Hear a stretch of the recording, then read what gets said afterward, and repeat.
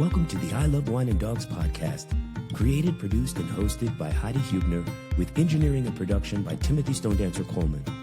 This show was created to celebrate good wine, amazing pets, and people from around the world who are doing great things in their local communities.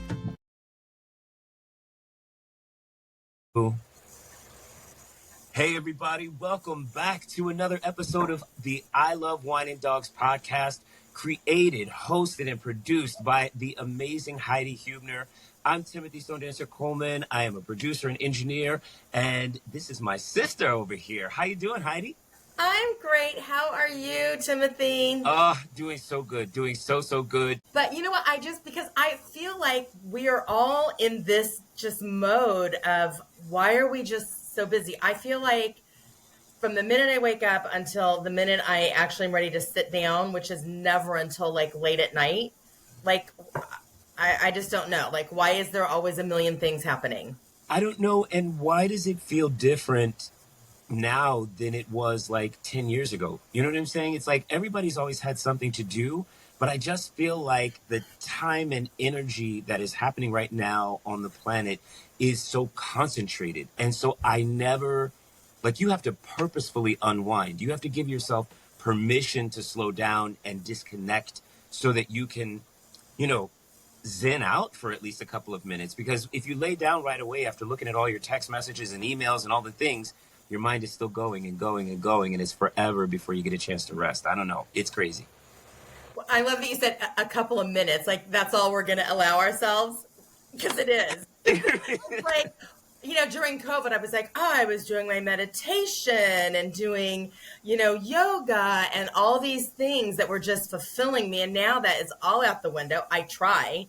I mean, from doing the retreat with Jessica, I do light my intention candle, but I just feel like I deserve more. Why do I deny myself that? Oh my goodness, that is so powerful. I love that. And you are right. We all deserve more. I know it is. But so, okay, we need to slow down.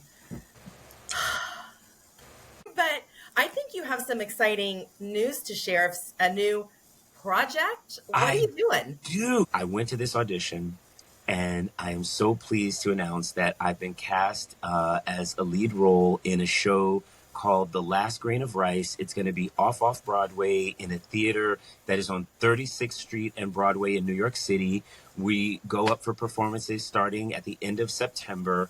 It's a limited run, but this is the first time I've been on stage in a theater project in eons, and I just am so grateful and humbled and honored to be a part of this cast. Oh my gosh, congratulations. Thank you. That is wonderful. That is awesome. You have to let me know, because my friends who live in New York, I need to let them know. Yes. So they can come support. And so I guess now, Jill, we wanted Tim to come out here to LA to try to make a visit. So that's not going to happen. For a little bit of time, just for a little bit of time. For rehearsals and everything. But I don't know, God, if I could make it there and, be able to come see you. Oh my God, that would be phenomenal. So I'll definitely share the dates with you so that you can see when things are happening. But I got to say, to anybody who has a passion in their heart, to anybody who, whether you've already made a move on it and done some things, or you're just now at the point where you're like, you know what, time does not rewind. I've got to do this or never do this. I'm going to tell you, take that leap of faith. Even if you are scared, it doesn't matter. Do it afraid, because your purpose has no age. It has no time limit. And so, I'm just happy to be a part of it. So thank you for letting me share that. I appreciate it. That's great. And let's also post that on our social media as well, so people know. Yeah. Fantastic. Well, I think, as always, this show, it's just crazy how it all, Jill is supposed to be our guest, because I feel like this kind of winds into who she is and what she started and what she's doing. So, Tim, take it away. So, hey, listen, we have an amazing guest with us here today. This is one of Heidi's friends. She is going to be my adopted sister from another mister. Jill Dyche is frank, funny, and full of great stories, has been thinking, writing, and speaking about the business value of technology for over 2 decades. She is a popular blogger, the author of 4 books, people. Okay, don't sleep on it. We're bringing you great people. author of 4 books and a sought-after speaker. As always, a passionate advocate for animals, Jill Dyche is executive director of Out of the Cage, a Southern California-based nonprofit that saves shelter dogs at risk for euthanasia, specializing in senior, medical, and long-term stay dogs. Out of the Cage works to get those dogs out of shelters and into loving homes. I'm so ready for you guys to meet Jill. Heidi, take it away. See, and this is what's so fun because I didn't know all of that part of Jill. I know Jill from the animal rescue world. So it's fun and interesting to know, oh, this is this whole other part inside of her. So Jill, welcome to the show. Thank you, guys. I'm thrilled to be here. Long Very- overdue. Yes. So it was funny. I always ask my guests, do they like wine? And if they do, what type of wine? And so Jill was like, Cabernet and a Pinot. So I was looking in my stash of wines and I already drank the Cab, but I found this well, what can I say? But I found this Pinot from Robert Mondavi. You can see this. Oh, very nice. That a friend of mine actually gave me. Beautiful. And it's from his private selection. Whoa. And it's interesting when, wines have, the one label and then they have like a special label. Yeah, that's not their typical label. I noticed that. Yeah, like a little smaller run or whatever. And so I actually did have this before. And it's very yummy, but I'm looking forward to having it again. And when I was tasting it, I felt like it was cherry, a little oaky, a little vanilla. Just a nice, easy wine to have if you want to pop open at the last minute, with friends or, having something for dinner. Not my choice to drink during the day. Yeah. But that's just me. Yeah. That's just me. So Jill, Cabs and Pinots. Have Yes. you had this one before? I have not had that particular cab, but I'm making a mental note. Looks delicious. Yeah. And this is interesting too, because I always research. And so they're changing the private select name to, it's called Vint, V-I-N-T. Huh. So I guess remarketing, rebranding. So it's going to be the same nice quality of wines under a different label. Like a brand within a brand. Yeah. Yeah. So like the private select is in the Mondavi family and they've been around for 30 years. So this is also to celebrate their 30th birthday. So I'm like, cheers, Robert Mondavi. Yeah. And it's a beautiful winery. So there's that too. Worth a visit. Oh, have you been there? Oh, yeah. No, it's gorgeous there. Yeah. Well, hello. Yeah. Yeah. Big fan. Well, I'm glad I picked this one. I need to make it up there. Yeah. Any excuse. Any excuse to go to Napa. Well, okay, so maybe we need to do a girls trip. Maybe, Tim, when you come in town, we need to just make this all happen I always together. feel left out. I always feel left out when you're inviting people to go and and visit the wineries and all the things. I'm like, no, not without me. So yes, that would be a wonderful celebration after the show is over in October, or late October, to come out and just, meet everybody face to face that we've been interviewing. I think that would be so much fun. That would be fun. We'd love to meet you face to face. Have a little wine. Yes. Absolutely. Or a lot. All right. Well, I'm going to dive into our interview. And again, thank you, Jill, for being here. So you come to rescue from a long career in high technology, in the high tech world, which is not my world at all. So what did you do professionally? And then why did you make this transition to rescue?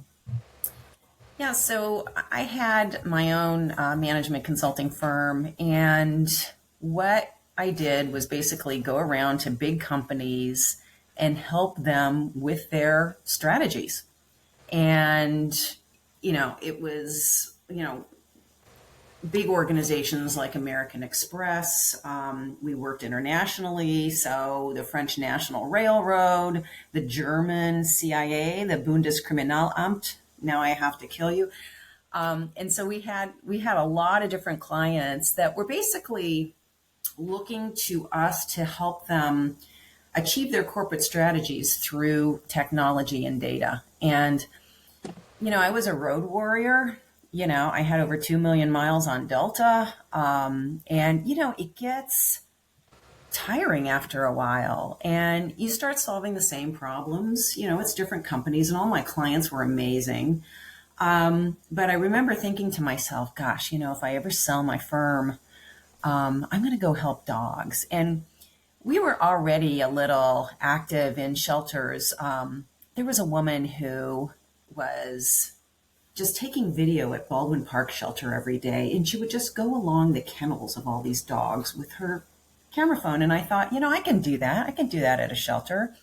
And so started to do that and started to not only get to know the volunteers at various shelters, but get to know the dogs. And I remember we started, advocating for dogs. And then we started losing some of the dogs we were advocating for. And I thought, well, maybe we need to be a nonprofit just so we can maybe help these dogs a little bit more proactively and formally. And that's when I sold my company. And it was one of those things where, what do I do now? Well, I promised myself I would do this. So I'm going to do it for a year. I'm just going to go full time and rescue dogs. And that was like 6 years ago. So still doing it. Things have changed, and but it's rewarding in a different way, right? So we are saving as many lives as we can. It's not enough, but that's how we got started in it, and it was slow, and we've been doing it, and now we're saving hundreds of dogs a year, which is really good, through partnerships as well as through our own rescue. And it's just been fulfilling and a struggle and rewarding and stressful. So I want to back up a second. Did you go to college for this IT world, for your management, for the company that you had? Were you always interested in that? Like, where did that come from? Crazy. I was an English major at UCLA. I mean, and my parents were like, "What are you going to do with an English?" And I interned at a high-tech company as a tech writer right out of college, and I learned this new technology called relational databases, which is now very mainstream, but at the time it was a specialty, and I became a specialist in it just through writing about it. And so, I leveraged that beyond just tech writing and became, it was the basis of my expertise where these companies really needed the help, and we could provide it in a very tactical way. And so, yeah, it was a complete surprise. And I think my parents were relieved that the tuition was not for naught, but yeah, totally serendipitously. Can I ask you a quick question? I work with a lot of youth here in the Bronx, specifically in the South Bronx. And one of the things that is really difficult to get them to understand is they're kind of like seeking their purpose, their passion, something they're interested in, is to tell them, to convince them to do internships. You just gave a great description of kind of like what that led to in your life already. But Yeah. how invaluable is it? Who knew? I mean, I had nothing to do that summer. And so when that opportunity came up, it's just about, particularly at that age, just saying yes to everything. And so you end up dabbling in different things that don't stick. But you know what? Those experiences add up, right? So it in a lot of ways, it was a real leap for me because I was learning John Milton pastoral poems, and all of a sudden somebody wants me to talk about canonical aggregate subqueries, right? And it's like, What? you know so yeah, it was a complete departure from my education, and I have to say that my education was not a waste of time. I ended up, coming back to writing in a lot of different ways. I ended up, blogging and writing a bunch of books, and it served me well in retrospect. At the time, I went to night school to learn programming languages because I was really afraid that I was not going to make it in the high tech world. So I made the investment and I tried a bunch of different things. And I guess that's what I would, leave that internship discussion with, is just say yes. Amazing. Thank you. Yeah. Here at Tangent, we explore the possibilities of cool climate white wines rooted in the Edna Valley and the Central Coast. These wines challenge expectations and prove that every day can and should be a new adventure. Our innovative spirit is channeled into everything we produce, from colorful cans to screw-capped bottles to our wine itself. We deliver wines with the promise of being vibrant, fresh, and delightfully different. Find us on Instagram and Facebook, or call us at 805-269-8200. Great, Tim. Great question. And because I feel like when we were growing up, it was, what are you going to be? What's your degree going to be in college? Tim and I have talked about this with past guests and, where his youth, the kids are and everywhere. And I remember I was like, I'm going to be a professional dancer. I'm not going to college. And my mom said, oh, you are going to go to college and you're going to get a degree. And I did. And I'm grateful. I have wonderful friends from Chapman. Thank God my degree was, and I'm not knocking getting a dance degree. Let me make that very clear. I ended up getting a in PR, in communications with a PR emphasis and a dance minor, because my teacher said, Heidi, either you've got it or you don't. So, you got to go out and audition. You're an excellent dancer. Let's get a different degree and you're going to audition. And I got a job as soon as I got out of school. But along the way, when you're saying say yes to things and we just don't know how this path goes, so in between gigs, I'm going to make this really short. There was this, my friend turned me on to this company where we were models. Okay, we were not models. We were at stores selling Swiffer mops or Oil of Olay, right? Like at the drugstores, Rite Aid, CVS. But the money was great. You could say yes or no. It was embarrassing when your friends would come in and they're like, well, what are you doing? And I'm like, would you like to buy some Oil of Olay? This is great for your skin. My skin looks great because I'm only 22. Buy this. But it taught me skills when I look back now as an adult, how to talk to people, how to gain confidence, how to network. And some of the jobs were actually really cool, which paid a lot of money, that we were actually, doing things that were more fulfilling and made a lot of great friends along the way. So say yes. Say yes. And don't you look back and just let yourself off the hook? I mean, if I knew then what I knew now, man, was I putting pressure on myself. My parents were asking, I'm thinking, God, everybody with an English major is being a lawyer. I don't want to be a lawyer. What am I going to do? And now I look back on that and God, what I put myself through, and it was all freaking worth it. Right. Thank you. And just doing what you love. And I think that's the thing, not everybody, we've talked about this, not everybody is cut out for school. And that's okay. We've got a lot of beautiful minds out there who are creative, but they need to go for what it is that they want to try and know that everything is not always going to work out or always be great or fun. And that's okay. You'll take the next leap and bound, but, don't stay somewhere where you're miserable. That's right. Good point. And then, again, the animals have always been a part of my life. Since I was a kid, I was rescuing before I even knew what that was. And, now with the people in my world and what they're doing. So taking it back to Jill. So starting out of the cage, you said that was about 6 or 7 years ago. Yeah, 2016 is when we became a nonprofit. Okay. Yeah. So then coming from a business to a rescue, what surprised you the most and what were you also not prepared for? Yeah. Well, in management consulting, one of the rules is that you kind of meet the client where it's at, right? And we used to have this thing where, you give the client advice and, they may or may not take it. And, you kind of tell them twice, you put it in writing once, and then you let the client do what they want to do, right? So I got into rescue and I started to look at how shelters were doing their business. And boy, did I have a lot of ideas. I had ideas about how technology could help shelters and how analytics could help shelters.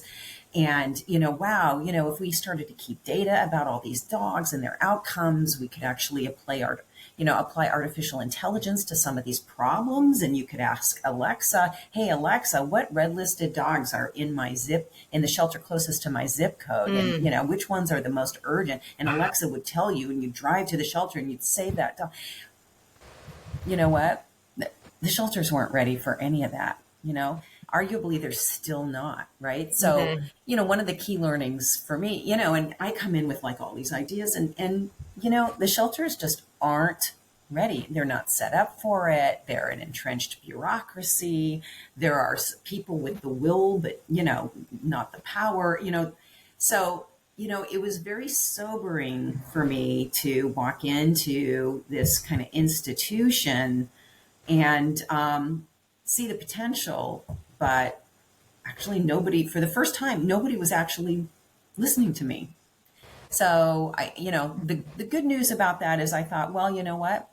How can I help? I mean, if innovation and strategy aren't going to stick here, how can I help? And the answer was just start saving dogs and apply some of your writing skills and some of your marketing skills and some of your branding skills to helping dogs get out. And so, but it was a real lesson in, nobody knows what your background is. Nobody cares. Just save some freaking dogs. It's like we always say on the show, you have to take step one. Yeah. You don't know what the end is going to look like. All the bits and pieces and minutia are going to work themselves out day by day, but nothing happens if you don't take step one. Yeah. Beautiful. And is AI in the future of, shelter dog rescue? I don't know. But, what I do know is, how to market a dog, find it a home and go get it. Nice. And you do a great job of doing that, Jill. You guys, we'll give her website information at the end of the show, but, you just do a great job with that. It really just shows you who these dogs are and their personalities and, the volunteers that you have. It's just, you guys do a great job. I know it's just hard. It's like, how would you describe the state of the shelters now? And we are not in a good place, people. I feel like we're 20 steps backwards. Yeah. Yeah. In the decade we've been doing this, it's the worst it's ever been. The planet's colliding, right? It's, people during COVID were getting puppies. A lot of people decided to breed their dogs during COVID. What we're seeing now is the systemic reaction to that is that those puppies became teenagers and people put them back in the shelters. All of the litters that happen, those dogs now are, they don't have spots. People were overly optimistic in terms of the money they could make off of their backyard breeding. So, just the public awareness of rescuing and adopting versus buying a dog when, you see a cute dog on Craigslist for $500 and you always wanted a Shih Tzu Pomeranian mix, so there's a lot to contend with now. A lot has changed. And I think, initially everybody was doing the happy dance during COVID because there were empty kennels at shelters. And now not only are those kennels full, but they're often full with 2 or 3 dogs at a time. So we've got our work cut out for us. And it's difficult. And on top of that, a lot of rescues are throwing in the towel. And so we don't have the channels for a lot of these dogs that we have in the past. There are fewer of us. And so there's that as well. It's just hard. It's not even about money as much as we need funding. It's places to take these dogs. We can't save them if we have no place to take them. And, fosters are down, adopters are down. And so we're left with a finite capacity, which is really brutal, because some of these dogs are perfectly great dogs that are wondering what they're doing where they are, and some of them aren't making it.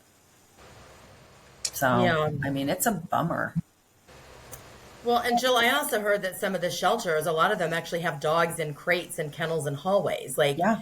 Yeah, it's, most of them do, as a matter of fact. And actually, one of the dogs we saved most recently, that's how I met him. I was in back at the shelter, and I just saw this kind of gray and white pitty in this cage, essentially, and that's where he had been living. And it's one of those stories I just couldn't forget about him. I was there to get another dog, but I couldn't forget about him. And I was obnoxious. I reached out to the volunteers again and again. How's Dodger? How's Dodger?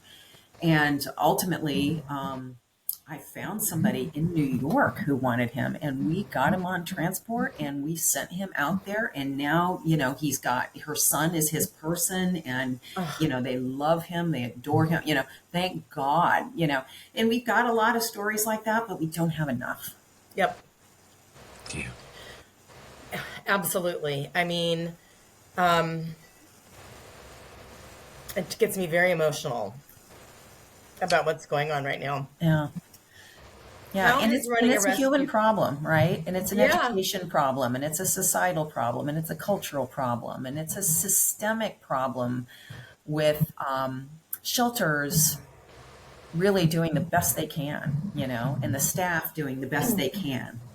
But in LA, the mayor didn't give us or the shelter system the budget that they really needed to staff up, and so we're contending with a lot of the systemic and political challenges that go with running a municipal organization.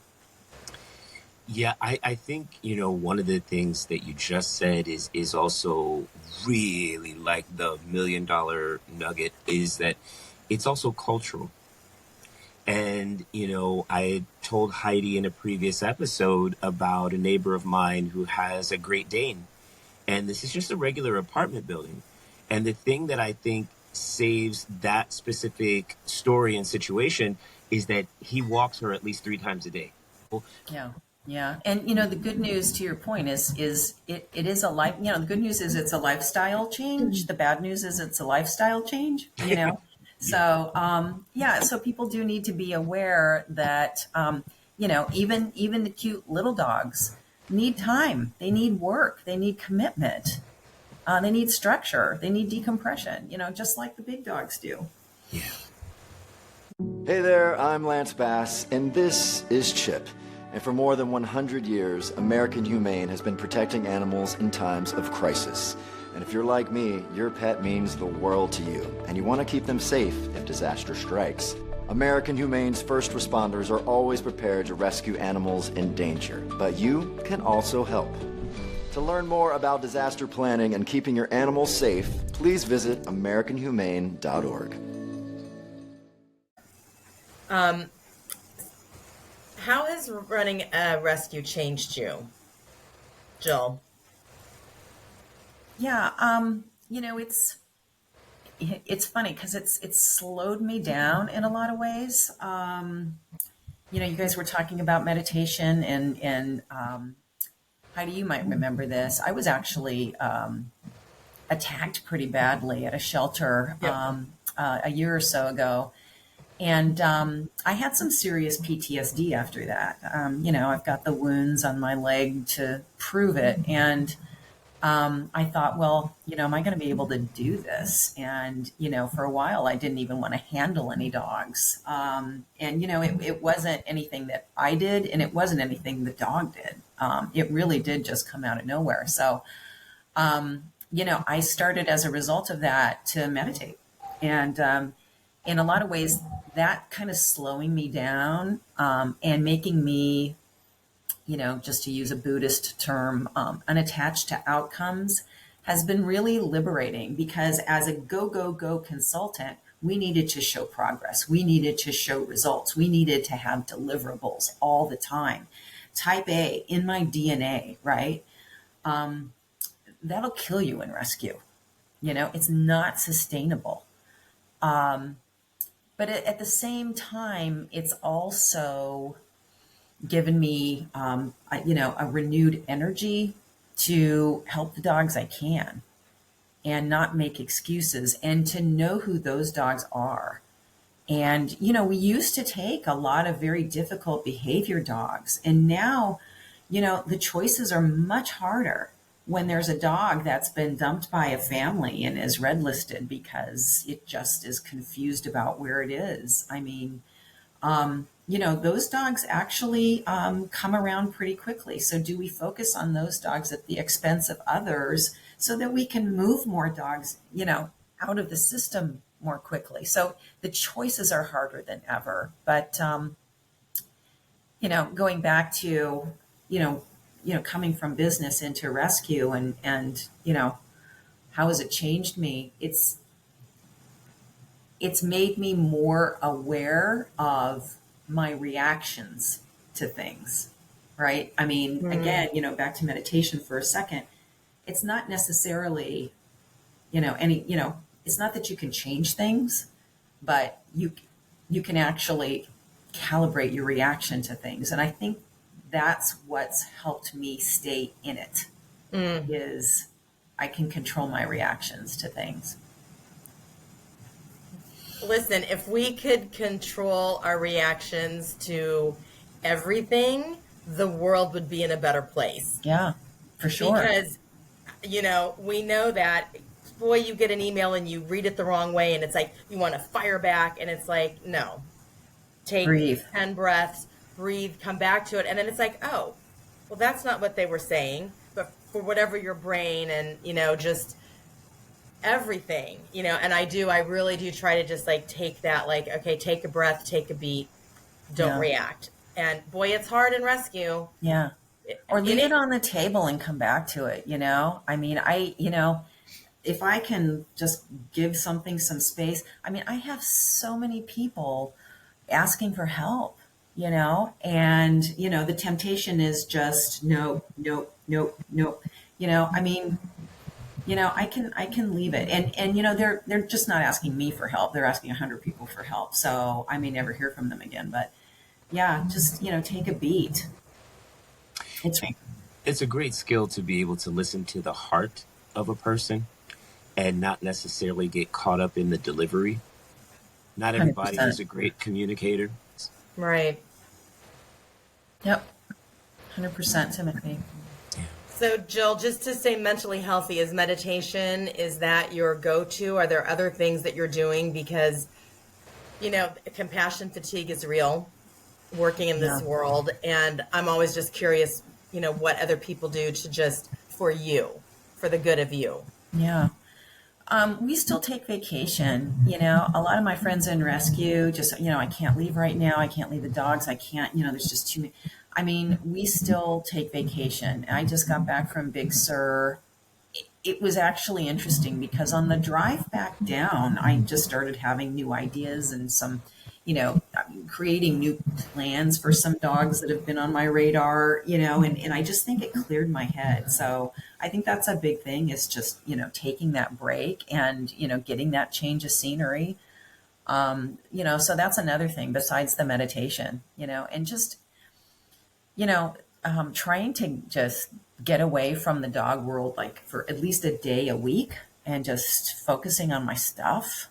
There's a lot of stuff. I mean, people wouldn't believe the administrative stuff involved in rescue, right? So it's not just I'm with dogs 6 days a week. I'm doing the paperwork. Heidi, you're familiar with the end of month reporting that the shelters require in terms of the disposition of the dogs you rescued that month. Well, we rescued 20. Look at these are the dogs we rescued in July. Wow. Right? So, I mean, right. So, I mean, but you've got to account for it. So, I mean, yes, people see the videos in the shelters and go, oh, how fun, So yeah, we got to contend with that as well. Yeah. I mean, it's a business. Like you said, you're not just with dogs and playing with dogs. I mean, the same thing in my world. It's like, I love what I do and it's great, but I still have to be accountable. I still have to do reports. I still have to do hours. everything that goes along with it. It's a lot. Nobody gets that. I mean, it's so interesting. It's like, hey, Jill, can you be at North Central at 10 a.m. this morning to see a dog that it's like, whoa, I mean, yeah, nobody gets that. There's back office crap. And none of us, it's just like having a business, right? We start businesses because we know what we're good at, not because we love the administration part of it, right? But, it always comes with that. Absolutely. So when we're done, you and I are going to set a date because my brain is like tick, tick, tick with some things and some ideas that I've had. So I want to canoodle with you. Yeah. If we did that now, this show would go on for 2 days straight. But ideate. We need wine though, Heidi. No problem. No problem.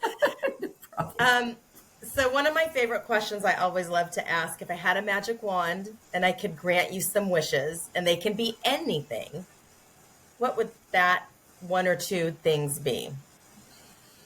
Empty kennels in every shelter for the right reasons, right?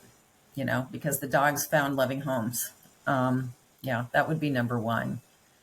And just, raising the collective consciousness that these are lives. And, Aristotle said, for all living things are ensouled and striving to participate in the universe.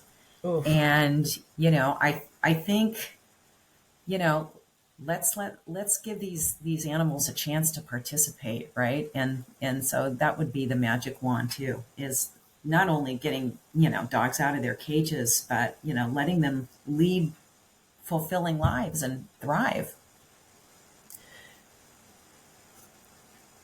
I always say, people have to understand animals are living beings with feelings and emotion. They want to be with us. We have made them want to be with us. We have domesticated them. The same thing for cats, bunnies. We're just inundated the shelters with all sorts of animals. It's not just dogs. We are lovers of all animals. But, I look at my dogs. I look at Ripley, my puppy, who's 14 months old. Rescued him when he was 2 months old. And guys, puppies are a lot of work. They're a lot of work. And I haven't had a puppy in 30 plus years. And boy, did it remind me how hard they are, but not if you are doing and have the right tools. Training is critical. Training is critical. You need to be the boss. There are, many places to go. It doesn't have to be expensive. There are YouTube videos. You can reach out to people, but it's like having a child. And, why are puppies tearing things up? Because that's how they experience things through their mouth. They don't have hands like kids, but babies also put everything in their mouth. That's how they're learning. It's the same with, dogs and, understanding that. And, Jill, we say to people who've got young kids, please don't get a puppy. Let's get a dog that's like 4 or 5 years old, 3 years old, looking at what is the right dog, or maybe it's not a dog, maybe it's a cat that's going to fit into your lifestyle so it can be forever. Like, we have to think. We cannot be reactive to, that's cute, I want it. And then you're like, well, what the hell am I doing? Yeah. This stupid dog doesn't know how to go outside and potty. Well, you didn't teach them. They're very smart. They're smarter than we know. Yep. Absolutely. Yeah. And that goes with, we just adopted a dog from our rescue that we had for over a year. And he's a German Shepherd, and he was hit by a car. And so when people saw him, they saw his limp. We got him surgery. We fixed him up. We got him all better. Super nice, dog-friendly, sweet dog. But nobody wanted a damaged dog with a limp. And it's very easy to feel sorry for him because he's cute and he's got this expression. But you know what? We put him through his paces. And, we make sure that, he knows what the rules are because, people were just, the automatic response was, oh, no, this dog will play you. I mean, so yeah, I mean, exactly. So, there's an education process that needs to happen with the public, and it's a big job. It's just a big job, and it's going to take, I mean, Jerry Garcia said somebody's got to do something, and it's just incredibly pathetic that it has to be us, right? But it has to be a multi-pronged approach to educate people about dog ownership. And I think that's the advantage of rescues like us is we provide that counseling. We have, infographics that we've created. We have, explanations of how to integrate, pets, and that kind of education is kind of like a drip, drip, drip. And ideally, it needs to be more institutionalized and broader. And, everybody's trying as hard as they can, but public education, it's really the root cause of a lot of the problems that we've got. Absolutely. Is there anything we didn't talk about, Tim? Anything that sparks another question or you're curious about? I mean, first, I just want to say, and I think a lot of the folks who leave comments on this particular episode, this is such an emotionally connected episode. It's hard to even come up with a question because I really feel the sense of urgency on behalf of the animals that are being rescued. Not just the urgency to prevent them from being put down, but the urgency to show them love and the urgency for them to find, as Jill said so perfectly, their purpose. From your lips to God's ears, my friend. Exactly. Or whatever higher being you believe in. Yeah. So Jill, just to end on a hopeful note, tomorrow we are saving a dog who's 1.5 years old. He's been at the shelter for 1 year. So, he's a high energy boy. He's athletic. He's happy. He's fun. He's friendly. The thing I think that has saved him from being euthanized is that he has a very happy kennel presence after 1.5 years, which is singular. Yeah. And we're gonna help him. And you know what? It's easy to commoditize dogs, but really, we see every dog that we save as an individual, and we're going to meet him where he is, and we're going to help him. Thank you. That is a great way to end the show on a good positive note. Jill, where can people find out more information, how to find out about Out of the Cage? Yeah, you can go to our website. It's outofthecage.org, and we've got all our adoptable dogs on there, and we've got some blog posts. We've got some inspiration. We've got some, documentation and infographics. And so, yeah, you can check us out there. And then Facebook, Instagram, TikTok, we're at Out of the Cage. Great. We'll post that as well on our social media. I want to thank you so much for being on the show and for sharing everything. And I'm just going to cry. I just wish you continued success and all the hard work that you do. Yeah, well, back at you. Yeah. I mean, seriously, you've been around the rescue community for a long time, and you're super well respected, and you're in a lot of ways a real visionary. So we appreciate you right back. Thank you. And Tim, as always, it's a pleasure doing this show with you. I love you, my sister. Thank you, everybody, for joining us for this episode of the I Love Wine and Dogs podcast. You can find us online. It's all one word at I Love Wine and Dogs. We will see you again, as always, at the top of every month with a brand new episode. Take care, everybody. Thank you.